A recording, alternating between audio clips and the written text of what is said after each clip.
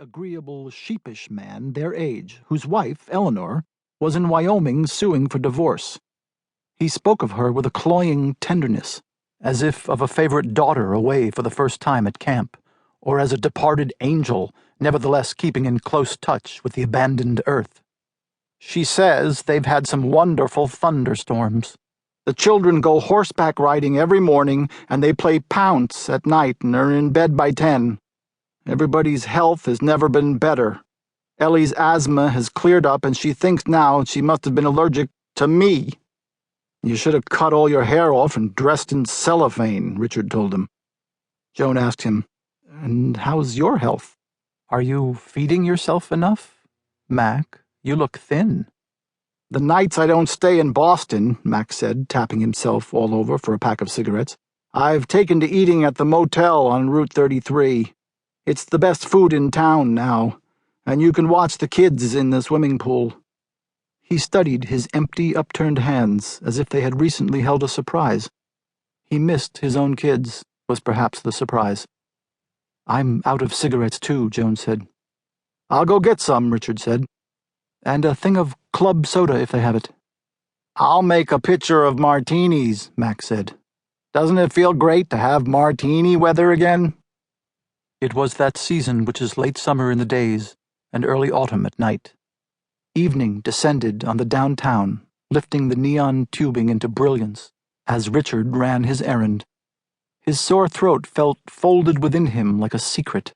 There was something reckless and gay in his being up and out at all after spending the afternoon in bed. Home, he parked by his back fence and walked down through a lawn rustling with fallen leaves, though the trees overhead were still massy. The lit windows of his house looked golden and idyllic. The children's rooms were above, the face of Judith, his bigger daughter, drifted, preoccupied across a slice of her wallpaper, and her pink square hand reached to adjust a doll on a shelf, and the kitchen below. In the kitchen windows, whose tone was fluorescent, a silent tableau was being enacted. Mac was holding a martini shaker and pouring it into a vessel eclipsed by an element of window sash that Joan was offering with a long white arm.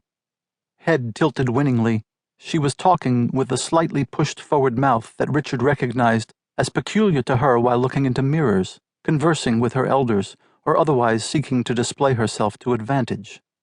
Whatever she was saying made Mac laugh, so that his pouring, the silver shaker head glinted, a drop of greenish liquid spilled, was unsteady. He set the shaker down and displayed his hands, the same hands from which a little while ago a surprise had seemed to escape, at his sides, shoulder high.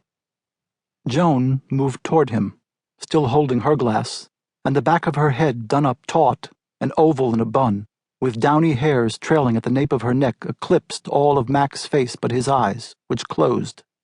They were kissing. Joan's head tilted one way and Mac's another to make their mouths meet tighter. The graceful line of her shoulders was carried outward by the line of the arm holding her glass safe in the air. The other arm was around his neck. Behind them, an open cabinet door revealed a paralyzed row of erect paper boxes whose lettering Richard could not read, but whose coloring advertised their contents: Cheerios, Wheat Honeys, Onion Thins. Joan backed off and ran her index finger down the length of Mac's necktie, a summer tartan, ending with a jab in the vicinity of his navel that might have expressed a rebuke or a regret. His face, pale and lumpy in the harsh vertical light, looked mildly humorous but intent, and moved forward towards hers an inch or two. The scene had the fascinating slow motion of action underwater, mixed with the insane silent suddenness of a television montage glimpsed from the street. Judith came to the window upstairs, not noticing her father standing in the shadow of the tree. Wearing a nightie of lemon gauze, she innocently scratched her armpit while studying a moth beating on her screen. And this too gave Richard a momentous sense, crowding his heart, of having been brought by the mute act of witnessing, like a child sitting alone at the movies, perilously close to the hidden machinations of things. In another kitchen window, a neglected tea kettle began to plume and to fog the panes with steam. Joan was talking again. Her forward-thrust lips seemed to be throwing rapid little bridges across a narrowing gap. Mac paused, shrugged.